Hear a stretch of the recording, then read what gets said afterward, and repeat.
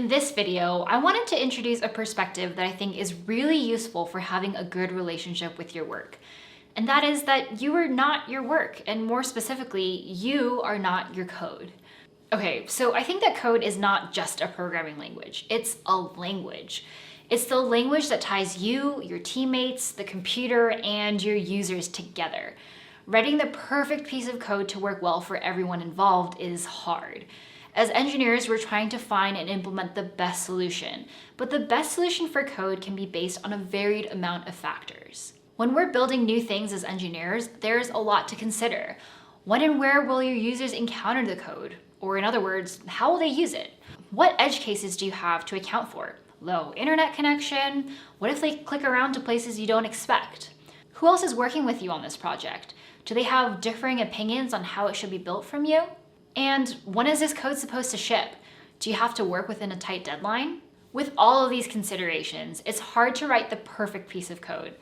Achieving a balance between all of these factors means that there have to be compromises. A lot of engineering teams have practices to mitigate these compromises, such as having quality analysts test your code thoroughly and code reviews with other engineers to make sure the code quality is good. This creates rigorous feedback cycles where you're getting constructive and sometimes critical feedback about your code. You might also experience introducing a harmful bug into the user experience. And at times like these, the imposter syndrome might creep back in again. It can feel really discouraging when it feels like your value is your code. But I want you to know that it's not. The most valuable part of you becoming a software engineer is that you're becoming a better software engineer with every line of code you write.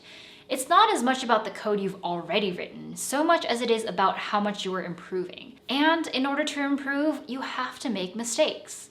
I know it takes risk in order to make new mistakes to learn something new, but those mistakes turn into valuable lessons of what to do and what not to do.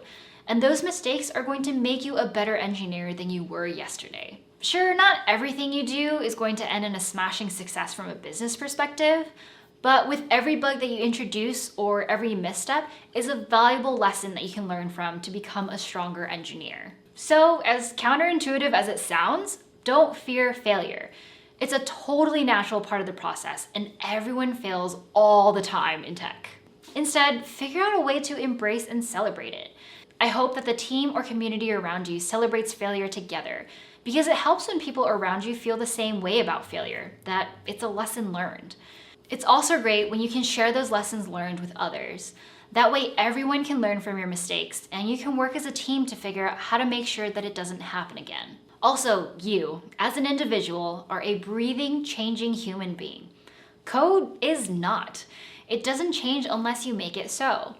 You'll find that when you look back on code you wrote months ago, you'll probably want to update and refactor it to use all the new lessons you've learned, which is a good sign. You're growing. Failure is a really common part of early careers as a software engineer. I hope this section helped you frame those failures in a more positive light to help you work through those failures in a more positive and constructive way. If you have any additional advice on how to think about failure or having a healthy relationship with the work that you do, please leave them in the comments down below. And don't forget to subscribe to my channel for more episodes in this series, as well as other videos related to tech. All right, see you next time.